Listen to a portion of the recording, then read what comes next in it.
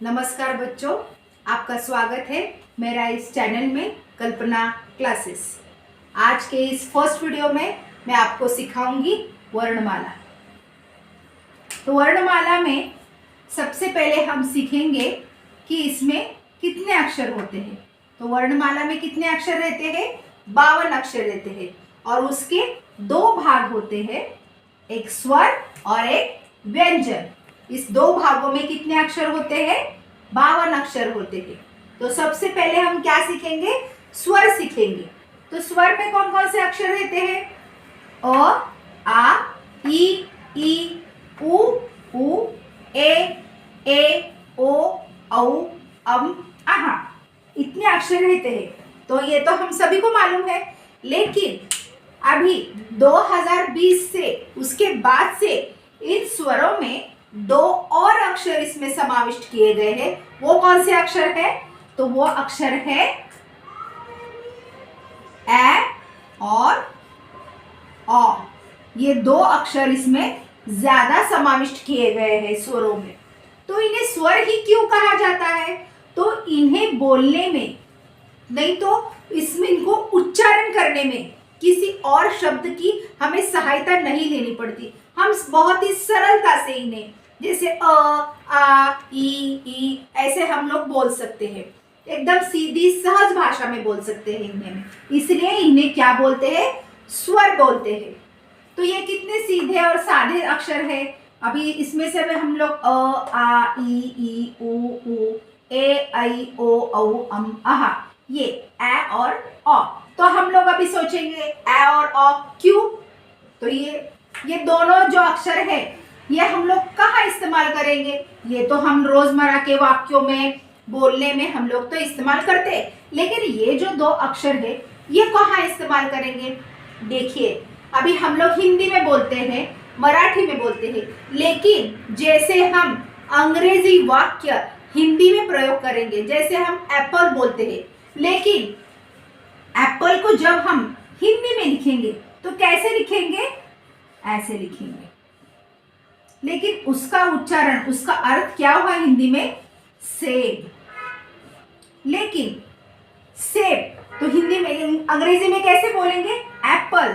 तो इसका जो अक्षर है ए, ये यहां आया, इसलिए ये जो ए है ये इसमें स्वर में समाविष्ट किया गया है।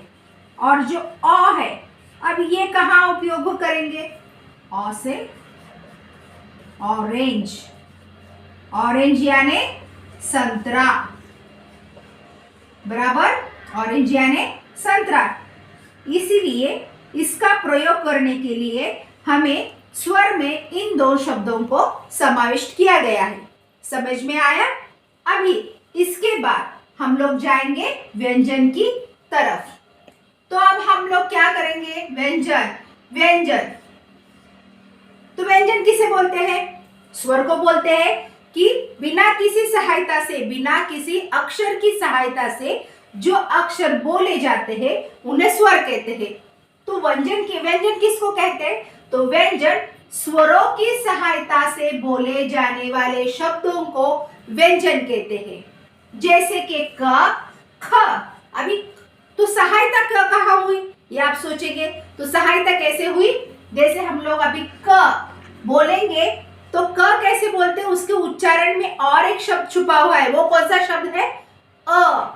क प्लस अ, वो छुपा हुआ है, वो दिखता नहीं है, लेकिन वो उच्चारण करते समय हमारे मुंह से निकल जाता है, हमारे मुंह से निकलता है।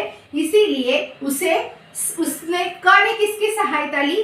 अ की सहायता ली, इसीलिए वह व्यंजन है। क प्लस अ, क, इसलिए यह व्यंजन। ये सारे शब्द हम अगर बोलेंगे, जैसे ख है, ग है, घ है, च है, छ है, ये सारे अगर व्यंजन हम बोल के देखेंगे, आप बोल के देखिए, बोलने के बाद आपको पता चलेगा कि ये सारे जो व्यंजन है, अक्षर है, इन्हें बोलने के लिए हमें स्वरों की सहायता लेनी पड़ती है। इसीलिए इन सारे शब्दों को क्या कहते हैं? व्यंजन कहते हैं।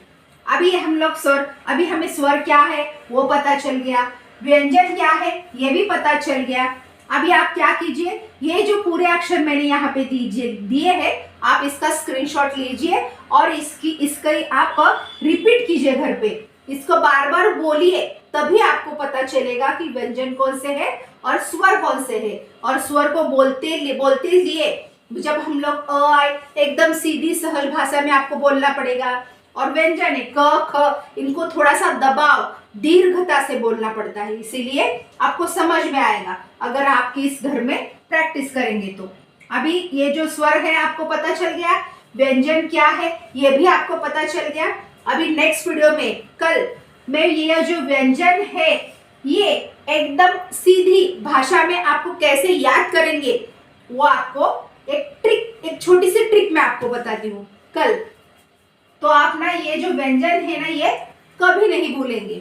एकदम आसान सी गाने की भाषा में हम लोग रोजमर्रा के जो शब्द उच्चारण करते हैं उसी सहायता से मैं आपको बताऊंगी कि इन शब्दों को, इन अक्षरों को कैसे याद किया जाएगा। तब तक के लिए धन्यवाद। कल हम लोग इसी के बारे में अगला वीडियो देखेंगे।